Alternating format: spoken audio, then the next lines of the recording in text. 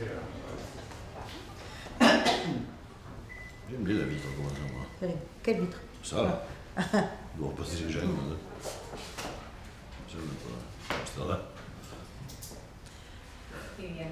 Bueno, pues lo primero quiero saber si contar el presente, si para contar el presente es importante para él la nostalgia. Alors, ma première question, c'est si, pour vous, Robert, pour raconter le présent, la nostalgie est importante. Essentiel. La nostalgie est essentielle. La nostalgie, c'est essentiel. C'est grâce à elle en fait, qu'on peut critiquer le présent. En fait. Je crois que la nostalgie, ça signifie simplement analyser les époques qui nous précèdent et aller voir dans ces époques-là ce qui marchait bien et ce qui marchait mieux. Il y avait des choses effectivement qui allaient moins bien, des choses qui allaient mieux. Donc pour parler d'aujourd'hui, on est forcé de travailler sur le passé. C'est le rapport qu'on a à l'histoire en général. On ne peut pas faire de politique sans référer à l'histoire. Donc la nostalgie est un sentiment de surcroît, la nostalgie est un sentiment qui caractérise l'humanité. On ne peut pas, personne n'est pas nostalgique. Être nostalgique, c'est être humain. On ne peut pas ne pas penser à ce qui s'est passé hier.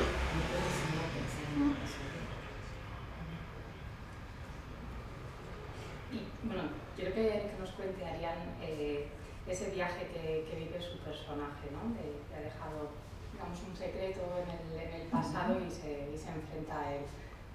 Et j'aimerais qu'Ariane nous raconte le voyage de son personnage, le parcours de son personnage, un personnage qui a laissé un secret dans le passé qui enfin ose affronter ce secret. En fait, la femme qui arrive dans cette calante, c'est une femme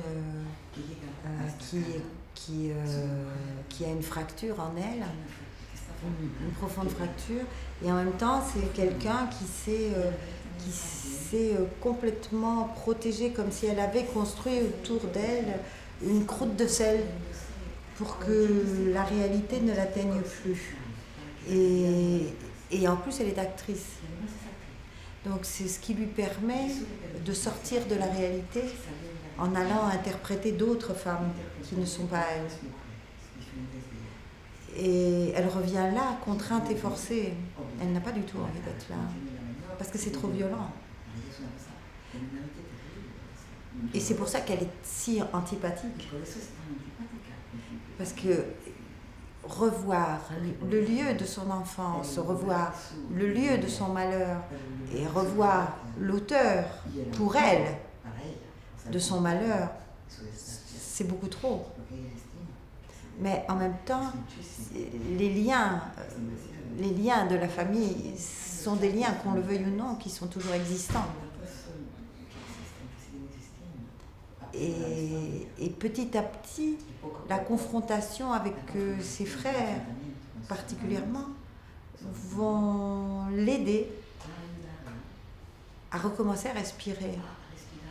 C'est-à-dire que je crois qu'il est toujours très important qu'on prenne en compte le lieu de l'enfance. Le lieu de l'enfance, que vous le vouliez ou non, va vous renvoyer, je l'espère, la plupart du temps, à un temps de douceur et d'apprentissage avec des frères.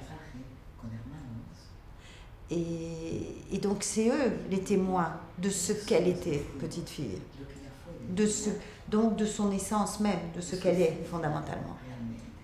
D'ailleurs, Jean-Pierre, quand j'arrive, il dit « ma sœur, ma toute petite sœur ». Et du coup, c'est écrit pour toi. Petit à petit, elle va... Oui, évidemment. Et du coup, petit à petit, elle va accepter, elle va même au départ, cette espèce d'amoureux insensé qu'elle va complètement refuser parce qu'impossible pour elle. le fait de se retrouver dans ce lieu-là va lui donner la possibilité de se dire, bon, j'ai le droit de recommencer à vivre.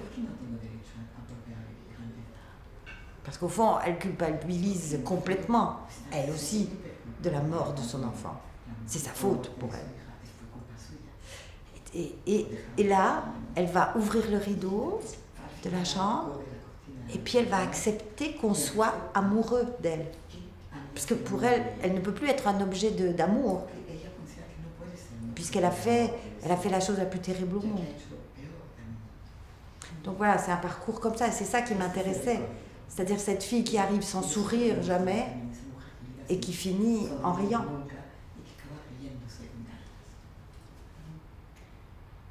Desde el momento en el que se ven a esos pequeños refugiados, ¿no?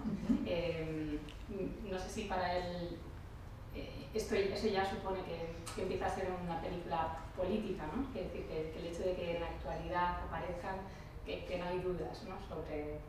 sobre el carácter que empieza a tomar la película. Du moment que les petits-enfants réfugiés apparaissent dans le film, non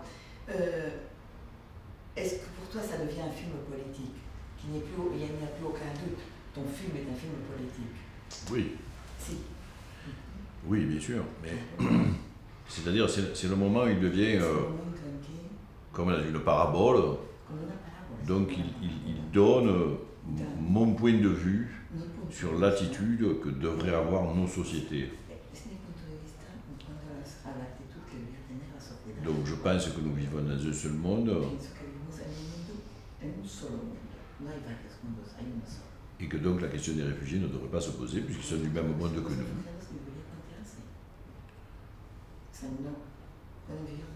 C'est tout. Et je dis ça, la fin du film dit ça. Donc c'est ce qu'on peut appeler l'aspect le plus politique du film, c'est le moment où l'auteur exprime un point de vue très précis, alors que bon, dans tout le reste du film, il y a des idées, des interventions, évidemment des émotions, des sentiments contradictoires, tout le monde peut interpréter. Mais à la fin du film, et c'est souvent d'ailleurs, dans le cinéma politique, c'est évidemment le dernier mot qui compte. Voilà, c'est le dernier mot qui compte, c'est celui qui... Donc très clairement, il y a... Même je dis le mot, c'est un gros mot un peu, hein, quand on parle de cinéma, des artistes, etc. Bon, moi, le film a un message. C'est ce message-là. Il n'y a pas que ça dans le film, parce que le film parle de l'amour et des tours d'amour échangés, des amours entre des jeunes et des vieux, entre des garçons et des filles, entre des frères et des sœurs, entre des parents et des enfants, entre des gens qui ne se connaissent pas du tout et des gens qui se connaissent depuis très longtemps, entre deux fratries différentes. Donc il y a des tonnes d'amour dans tous les sens qui circulent.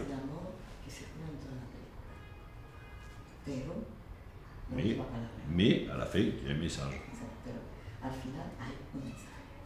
Y es personalmente que ha sido el mayor fracaso de Europa en esta política. Et personnellement, pour vous deux, quel a été le pire échec d'Europe dans ce sens-là? Ah ben, le pire échec de l'Europe depuis sa naissance, en fait,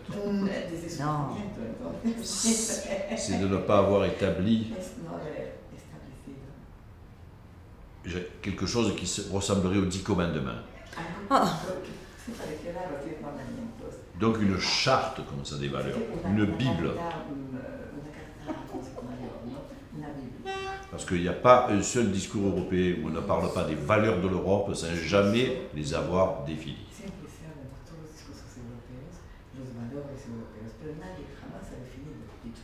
Si par exemple, dans cette charte, nous avions écrit dès le début que le droit d'asile était imprescriptible, les Hongrois et les Polonais et les Slovaques seraient obligés d'accueillir effectivement des réfugiés aujourd'hui, sous peine d'être exclus. Donc, on parle beaucoup de l'Europe et on ne sait toujours pas ce que c'est l'Europe.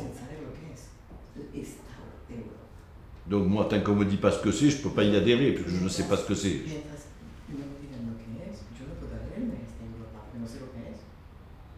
Voilà l'échec de l'Europe. Eso es el fracaso.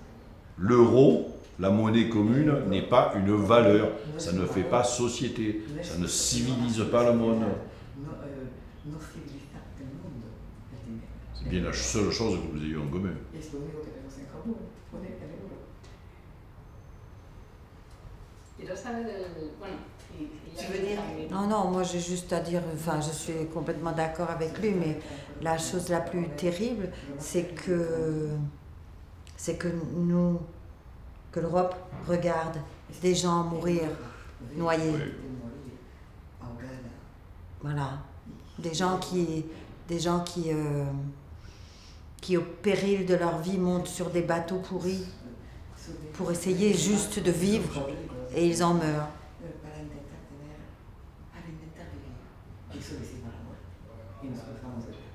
Non, non, l'Europe a fait mieux que ça. L'Europe paye à la Turquie pour qu'il reste en Turquie.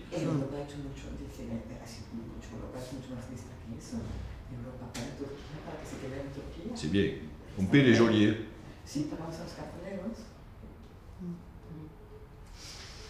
Quiero saber si On est un peu énervé avec ça. On est un peu énervé sur cette question.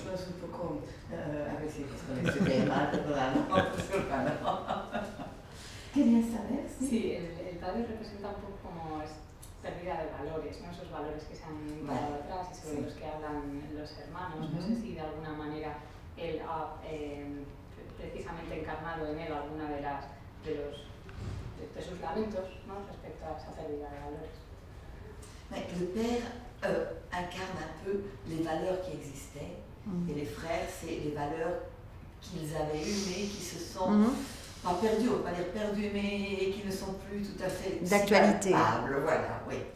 Alors, est-ce que toi, Robert, tu as mis dans cette lamentation certaines de tes valeurs? C'est-à-dire, est-ce que tu penses, tu vois ce que je veux dire? Bien sûr. Oui.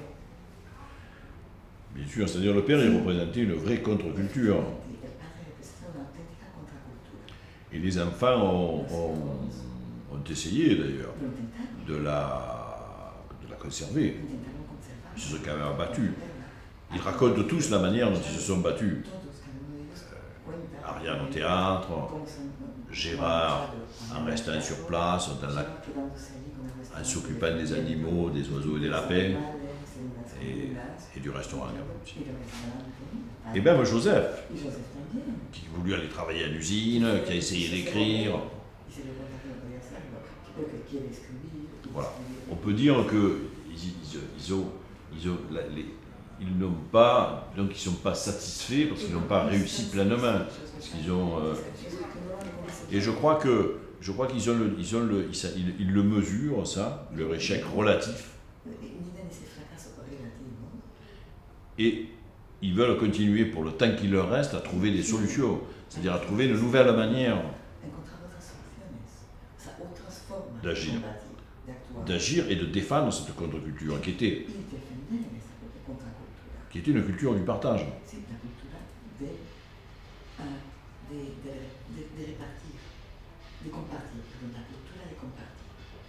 Et c'est vrai que les trois enfants, de ce point de vue-là, leur font du bien, en fait, bien entendu.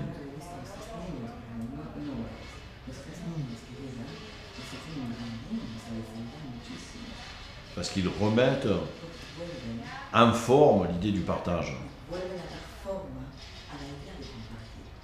Dans une nouvelle forme. En français, en forme, ça veut dire en forme, et aussi dans une nouvelle forme. Tu vois? Non. Si, bon, être en forme, oui, mais dar forma. Mais faut te dire, c'est un jeu de mots en français formidable. Sí, en francés es un juego de palabras. Es una forma, dar forma, también en español, o sea, toda palabra, ça fonctionne ici aussi. Ah, Se ofrece, los niños les ofrecen una nueva posibilidad. Merci. Merci à vous.